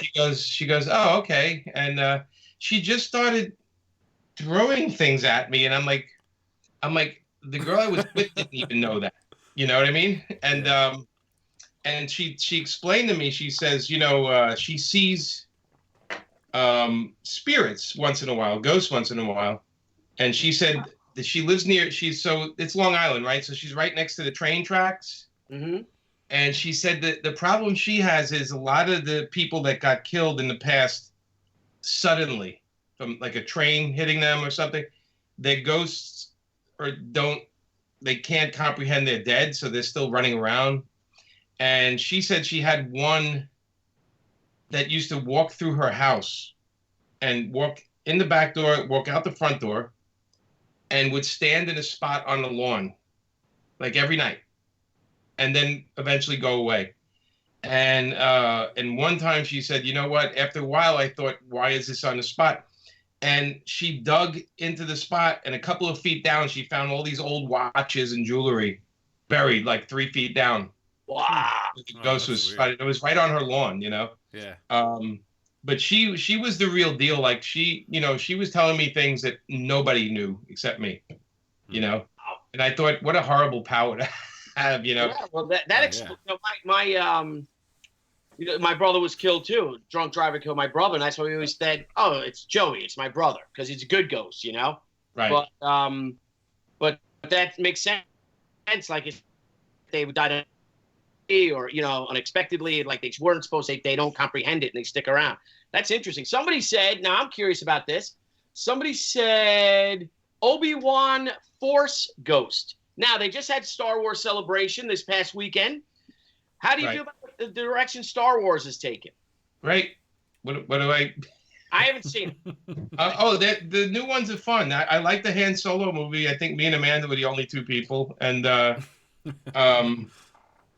kind of just feel they're big event movies. They're like the superhero movies. They're just, you're not going to make everybody happy. I like any movie where I'm in a place I've never been before. So I love sci-fi for that reason. I love the idea of different planets and all that kind of thing. And I think they were a lot of fun. I can't complain. I couldn't do a better job, so I'm happy with what I see.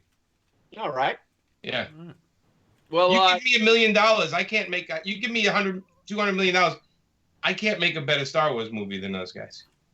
Yeah, I haven't seen them. So I saw episodes 4, 5, 6, of course, and 1, 2, and 3, and I thought they were horrible. And then I saw, I think, the next one, episode 7, and after that, I don't know. I'm not a big Transformer fan. Mm-hmm. Those movies feel like somebody threw a box of Legos at my face. I don't really.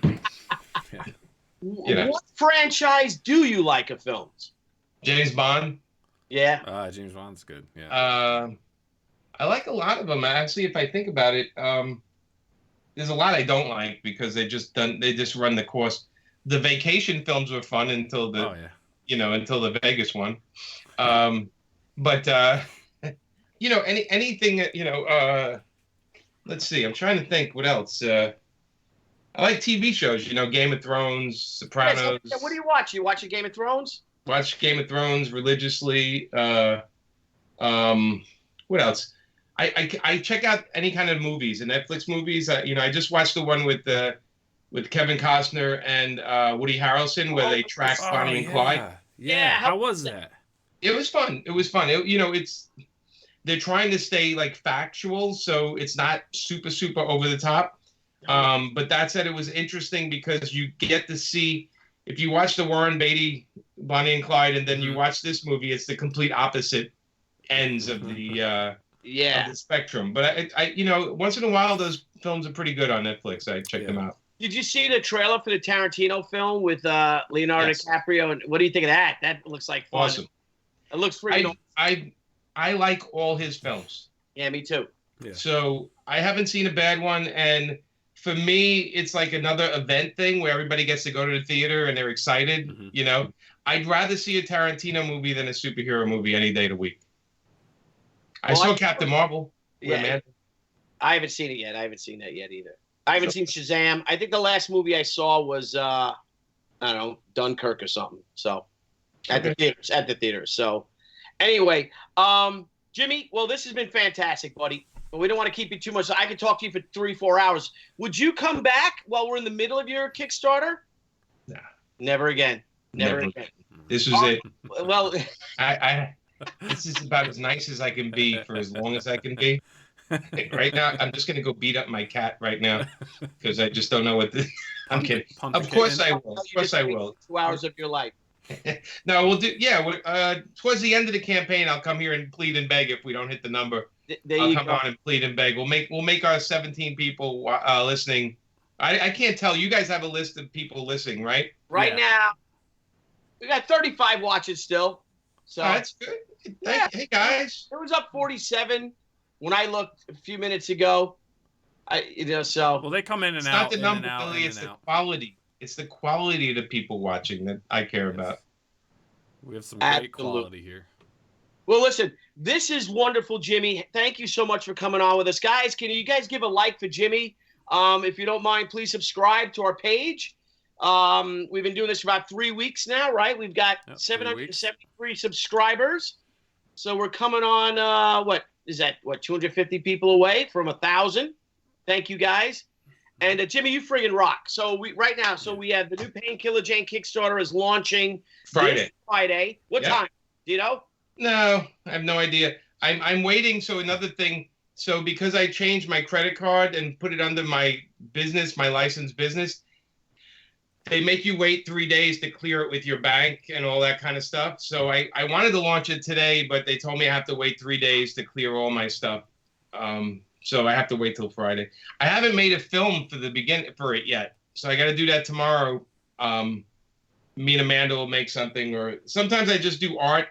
How about this? I don't know. The people prefer me speaking about the book, or they prefer just to see the art and the title and stuff. Yeah, how about you guys on video out there? Do you guys like to see? Don't leave yet. Brent's like, thanks, Jimmy. Would you guys out there prefer Jimmy to actually, do you see Jimmy on camera, or would you like to just see the art? Art, right? Probably video. I would say video. I think people are going to go video. I think the videos will, or both. Well, you do a video mixed with a little art. There you go. See that, Nile, Scala? You just solved everything right there. So give me one for Jimmy. Video with art. I did the first one I did was with my cat. Oh, really? Really? People like cats. Just like holding your cat in your lap and talking. Yeah, I was holding him, and then he was doing that, the cat thing. And... Well, someone said speak. Be brief about the book with art. A little of both. Both. Video, a little of both. Probably art. Probably art. Both. We're getting a lot of both. Yeah, see, I was right. Okay. What if my cat was speaking about the art? Yeah, should he bring the cat back? Jimmy, is there going to be another sex and violence Kickstarter? What do you have your future Kickstarters coming out after this Painkiller Jane? The Sex and Violence Volume 3 is right after Painkiller Jane. Oh, boom. Awesome. There you go. Yeah. Now, any of your other mainstream books that you have? You mentioned Wonder Woman. Yeah, I do. So we did the Walmart Wonder Woman stories. We're doing the last couple, but starting July, DC is repackaging them in 2 parts into each book. So it's 24-page books, reprinting them for all the people that couldn't find it at Walmart. Which there were tons of them in my Walmart, but a lot of people had problems finding the books. Okay. And then any last words for Frank Thierry, because he stalks us whenever we go on. And he's going to be tuning in. He went to the game. We love Frank. We feel bad for him because he's Frank. No, we love busting Frank's balls.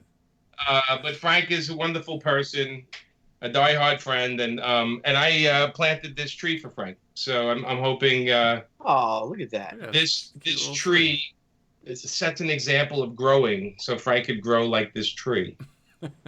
Okay. I don't know. I mentioned to him. It does. Hey, he needs to blossom. I said, Frank, I have Jimmy coming on. Would you like to come on and ask some questions? He's like, no.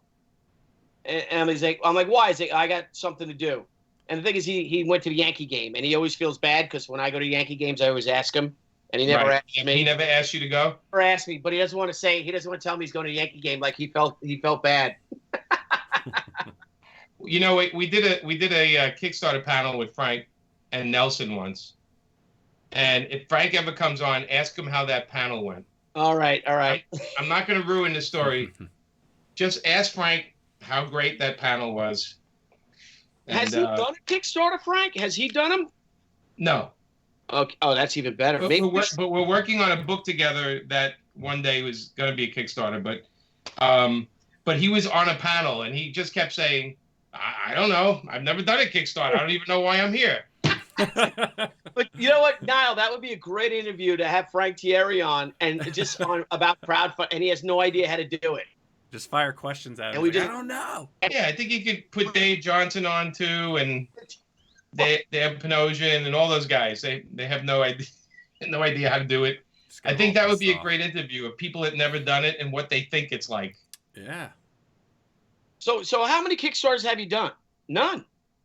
Well, 0. So what's your next Kickstarter going to be? Like, just ignore all their answers and just keep like, oh, wow. going on. So what was it like? Having done a successful Kickstarter already, what advice? Hey, you know, it's not fair. We need to have Amanda here for 1 second. Yeah, where is she? Definitely.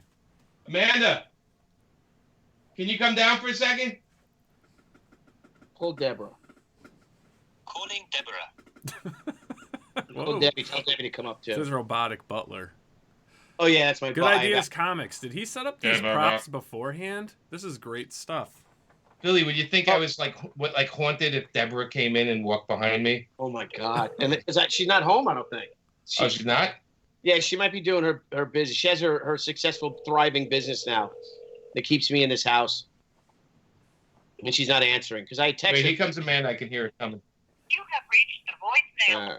So somebody all the way downstairs. Jimmy, somebody asked, did he set up these props beforehand? This is great stuff. No, this is all all my over his house. Yeah, it's all over the place. Jimmy's house is like an amusement park. First of all, it's the coolest house you've ever seen in your life. It is. We don't have. Next week I'll have the monkey. Get the monkey. All right, so we're gonna take a tour now of his house. I don't know what happened to Amanda. Are you on your lap? Amanda, Are you on your laptop or your big computer? You're at your desk, right? She's pissed off. I'm making her come down. Look, she's like. She's looking a little rough here, so. She's looking a little rough. Oh God, she could never look rough. Oh look. Hi. Aw, hey. How are you? Oh, you gotta Good, put how's your it going? Santa Claus hat back come on, on. this is America, folks. You guys have the best props. What props? What are you talking about? This is how we live. This is every day. Well, imagine what you want to be. Set the goal for yourself. Amanda wants to be a reindeer. Wait. Oh, look at this. You got all your hats. Well, you got the reindeer on. There you go. Yeah. Guess what time of it's year really it is? like Christmas. Wait, Billy's getting something. Look. Oh yeah, he's gonna knock something over. He's gonna stick a stuffed deer head on his shoulder. Yeah. Put it on his head. See, we all have hats. I'm Smokey the Bear. Yeah. Niall doesn't have a hat. But I he's do. got It's a Santa Claus He's got hat, but you antennas. already have He's one got on. antennas. Niall has his antennas I have sticking up the back of his head. There you He's go. I married a Martian. All right, Well, guys. hey, guys, this was fun, and I hope we all learned something. Yep, we love you guys. Thank you, Amanda. We learned Please what don't not watch to do. this. All right. Now I have to watch No, it. nothing. We didn't talk about you much. No. All right, guys, listen. Everybody out there, Painkiller Jane launches Friday via Kickstarter. We'll post links all over the place. It's going to be all over social media. Please follow Jimmy Palmiotti on Twitter, Instagram. Go to paperfilms.com. Follow Paper Films on Twitter. He's one of the best people you'll ever meet. Amanda, too, with adorable cheekbones right there. Look at that. Look at those cheeks. Oh, my God. Look at those. I know. Santa's very proud. Obi. All right, listen, we love you guys. Thank you so much, Jimmy, for spending all this time with us. And salute, all right? You want to take us out, Nile? Yeah, so guys, before we go out, we're just going to do our crowdfunding comics call out for the Vampire PA. Bite Out of Crime, which is on Indiegogo. There's 4 days left. We need some backers to get this pledged. We're going to just play the quick video for you guys. So you can JC see what Vaughn. we have. JC Vaughn. All right, bye, Jimmy. Take it easy, buddy. Thank you. All right. Did he hang up? I did when I'm doing it.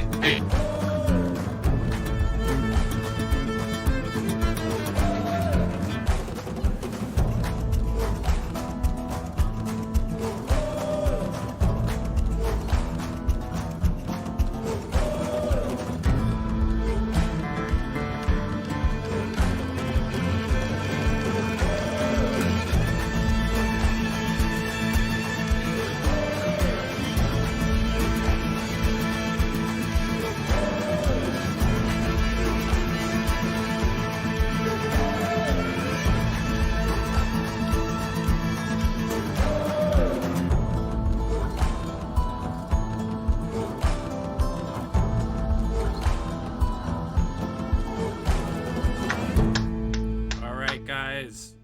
So yes, if you get a chance, check out JC Vaughn's campaign, and let's see if we can get him funded in 4 days. Let's get him funded in 4 days. He did a real short 5-day campaign. Unfortunately for him, he's on his Diamond Comics work retreat as an employee of Diamond Comics. But it'll be nice to surprise him when he gets back. He's already had a successful Indiegogo, so the book is already funded.